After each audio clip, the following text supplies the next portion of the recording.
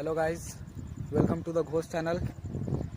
आज मैं आपको एक ऐसी बात बताने जा रहा हूँ जो कि मैंने खुद रियलाइज़ की है। तो आइए आप लोग वीडियो में ही देख लीजिए।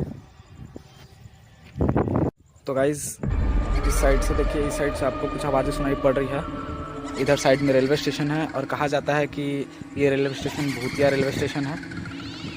इस जगह से कुछ हल्का हल्का दिख रहा है। मैं आपको दिखाने की कोशिश कर रहा हूँ। ये देखिए, वहाँ पर वो देखिए वाइट वाइट आपको दिख रहा होगा।